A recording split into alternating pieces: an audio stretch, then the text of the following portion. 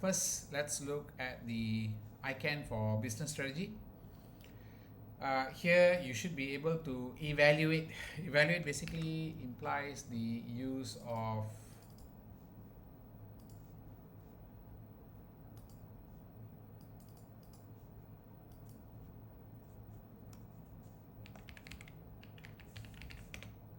feasibility, acceptability, suitability criteria to determine whether or not the option is a good option or not.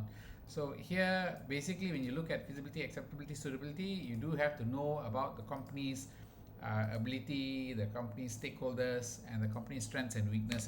So this is where the SWOT comes in.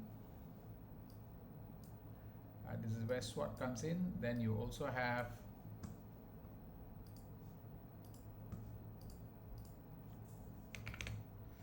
acceptability is your stakeholders, and feasibility is your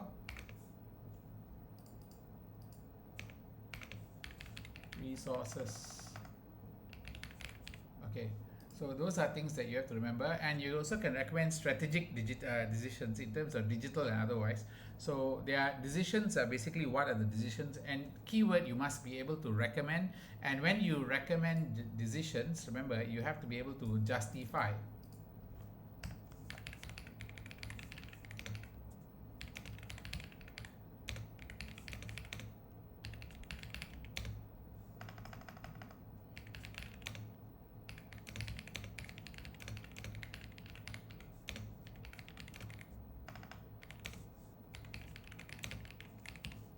So you may have to also justify your decision. I can evaluate potential acquisition and divestment strategy. So whether to sell or buy, and remember, business. This is usually in the context of an soft matrix. You just remember that one. And I can recommend response to opportunities and threat from digital technology. If there is any digital technology that's coming up, what are the, remember, responses?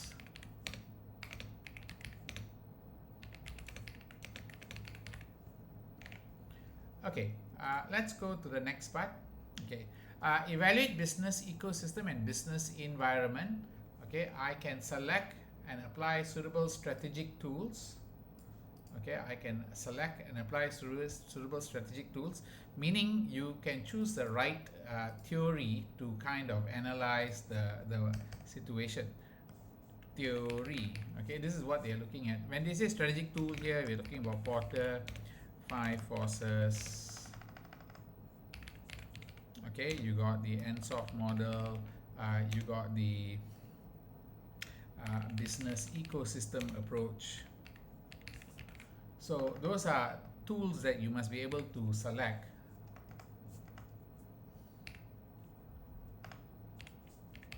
To analyze this, I can conduct and analyze stakeholder needs and recommend appropriate action. So this is Mendeley framework, okay, being applied, and you need to be able to discuss the stakeholder. Now, one of the things you have to remember for this paper is the need for you to be able to apply your skepticism, your judgment, your business acumen. These are all expected knowledge. They kind of expect you to handle this issue. Then I can recommend appropriate response to changes in business ecosystem. So this is where the ecosystem knowledge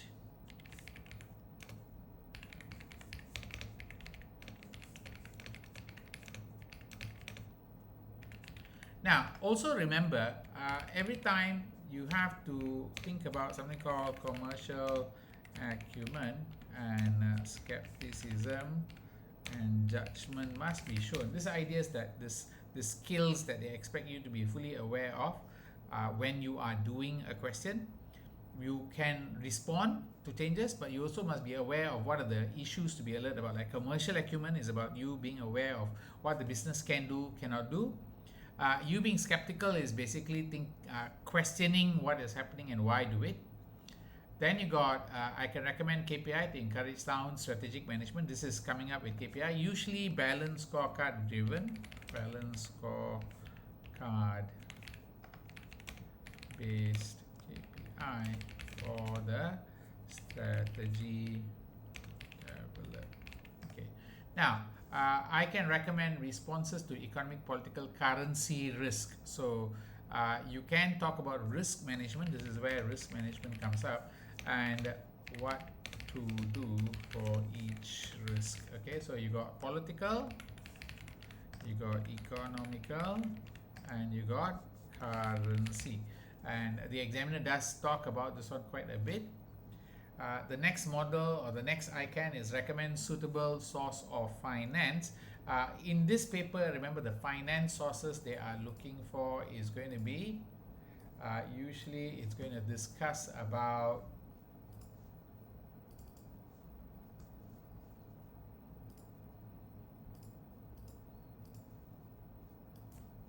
usually they're discussing long-term finance.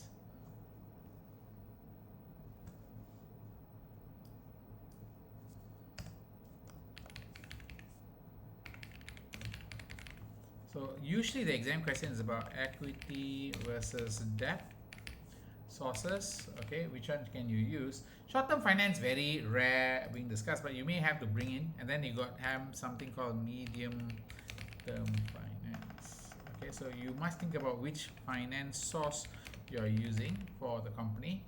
And this one normally has a lot of discussion on the market efficiency and also impact of dividends. Okay, so you do have to consider the different sources of finance there. I can recommend dividend policy, and also you may have to discuss the dividend irrelevance theory and whether or not dividend is a good signaling theory or not. I can recommend and apply business valuation model. So you do need to recall the business valuation models that you have studied before. So do be aware of the few valuation model. Let's see whether you can recall, guys. Can you recall any of the valuation models? Yes, no? No. Naresh, can you remember? Can you recall? Can remember or cannot remember? Can listen, sir? Sorry. Can No, sir. Cannot. Free cash flow. This is you got your PE valuation.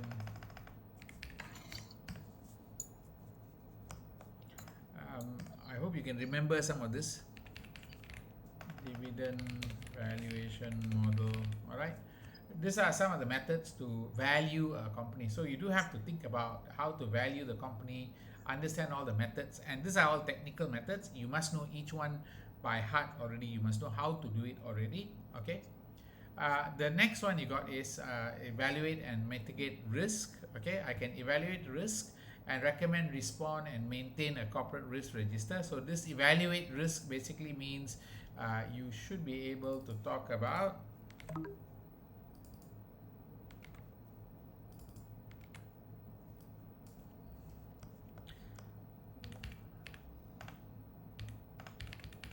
likelihood and impact discussion.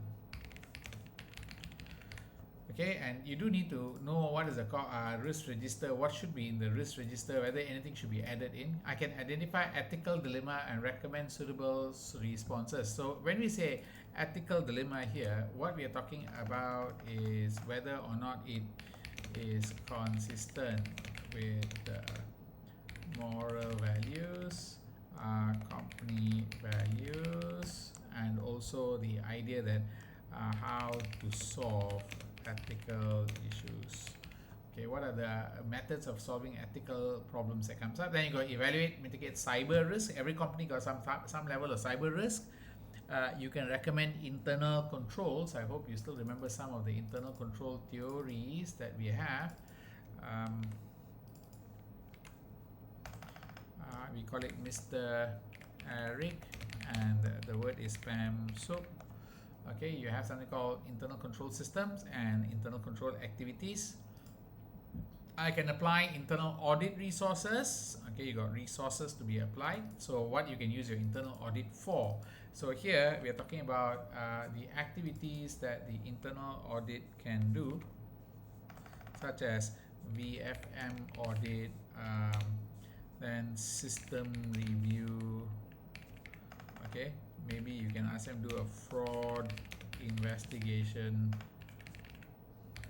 So those are things that the internal audit can do. You want to consider what they can do for you.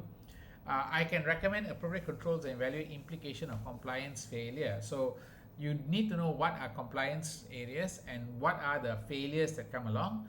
I can recommend response to the threats arising from poor corporate governance. So you do also need to know remember, threats arising from poor governance means if the company has a poor governance or something has happened, then what are the problems that come up and how to solve this problem, which is usually to repair the corporate governance issue. This is the main scope of the exams that you can get, okay, the exam questions. Okay, now let's quickly move on to the next part. The next part we're going to go into is going to be the case study. Okay, we run through the, yes. Sorry, will you be sharing the one that you wrote just now to us? Yes, I can Okay. I can share the video. Okay. All right, thank you. All right, right.